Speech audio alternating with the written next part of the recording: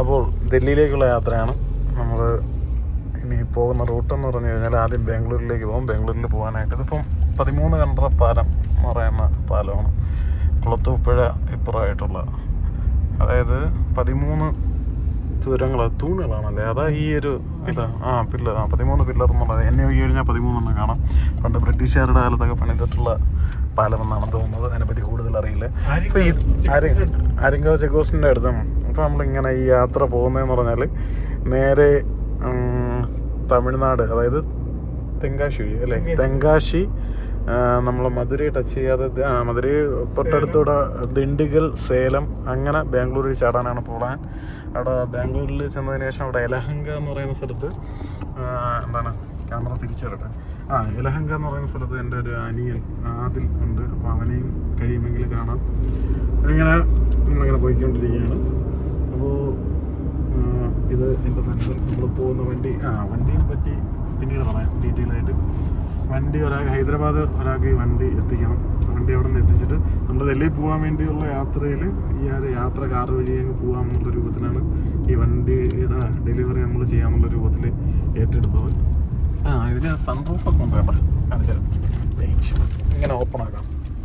പെട്ടൊക്കെ കയറാം. അവിടെ ഏതാ പ്രസ് സ്വിച്ചൊക്കെ ഉണ്ട്. എവിടെ ഇതല്ലേ, ഇത് തന്നെ ആകെ ഇത് ഇങ്ങോട്ടാക്കി കഴിഞ്ഞാൽ ഇത് പൊക്കും താരം കണ്ട.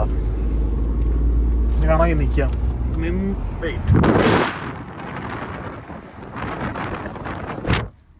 സെറ്റപ്പൊന്നും നോക്കണ്ട.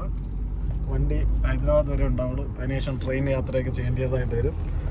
അതിനുശേഷം ട്രെയിൻ യാത്രയിൽ ലോക്കലിലൊക്കെ ആയിരിക്കും ചിലപ്പോൾ വേണ്ടി വരുന്നത്. എങ്ങനെ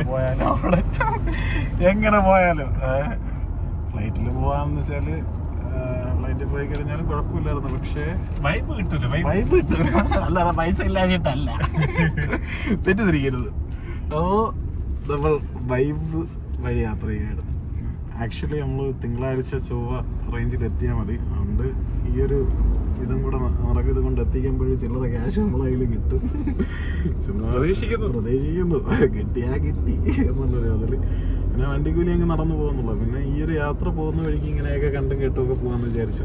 അതായത് നമ്മൾ യാത്ര ചെയ്യുമ്പോൾ യാത്ര ചെയ്യുമ്പോൾ ഈ വണ്ടി കൊണ്ട് ശരിക്കും പറഞ്ഞാൽ നമുക്ക് സ്ഥലങ്ങളൊന്നും കയറി അങ്ങനെ കണ്ടുകൊണ്ടൊന്നും പോകാനൊന്നും പറ്റത്തില്ല. കാരണം ജസ്റ്റ് ഒരു പോക്ക് പോണ വഴിക്ക് മെയിൻ റോഡുകളിലൂടെ മാത്രമേ സഞ്ചരിക്കാൻ പറ്റുള്ളൂ. കാരണം ഇതിൽ ട്രാക്കിങ് കാര്യങ്ങളൊക്കെ ഉണ്ട്. അപ്പോൾ ഏതെങ്കിലുമൊക്കെ മലകളിലൂടെയൊക്കെ പോയി കഴിഞ്ഞ് കഴിഞ്ഞാൽ നമുക്ക് വേണ്ടിയതായിട്ടുള്ള പ്രശ്നങ്ങൾ വരും.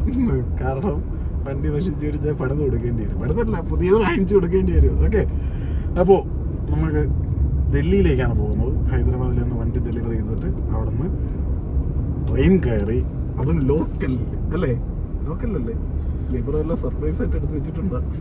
ലോക്കലില് ഞെരുങ്ങി ടിക്കറ്റ് എടുക്കാതെ പോണ്ട. എനിക്കത് വയ്യ, ഉള്ള വള്ളികളൊന്നും ഏറ്റെടുക്കാൻ വയ്യ. ചിലപ്പോൾ അതൊക്കെ പലതും പറയും. വണ്ടി സൂക്ഷിച്ച് കൊണ്ടുപോകും. കാരണം എല്ലാവരെയും വണ്ടി അപ്പം പറഞ്ഞു വന്നത് അങ്ങനെ നമ്മൾ ലോക്കലിൽ എവിടെ എത്തുന്നു, ഡൽഹിയിലെത്തുമ്പോൾ അവിടുത്തെ വർക്ക്, നമ്മുടെ കുറച്ച് മീറ്റിംഗ് കാര്യങ്ങൾ ഹൈദരാബാദും ഉണ്ട്. ഹൈദരാബാദ് അവരെ കണ്ട് അതെല്ലാം ഓക്കെ ആക്കിയതിന് ശേഷം വേണം ഡൽഹിയിലേക്ക് പോകാൻ. അപ്പോൾ എന്തായാലും ഹൈദരാബാദ് ചിലപ്പം 1-2 ദിവസം അവിടെ സ്റ്റേ അടിക്കേണ്ടി വരും. അതിനുശേഷം ഡൽഹിയിലെത്തുന്നു, പഴയ പോലെ വർക്ക് സ്റ്റാർട്ട് ചെയ്യുന്നു, കോൾ വരുന്നു. അപ്പോൾ ശരി, നമുക്ക് യാത്രകൾ മുന്നോട്ട് പോകുന്ന വഴിക്ക് നമുക്ക് വീണ്ടും ഞാൻ വീഡിയോ എടുത്തിടാം. TV-യിലിരുന്ന് കാണുക. അതിന് വേണ്ടിയിട്ടാണ്. ഓക്കെ, ശരി.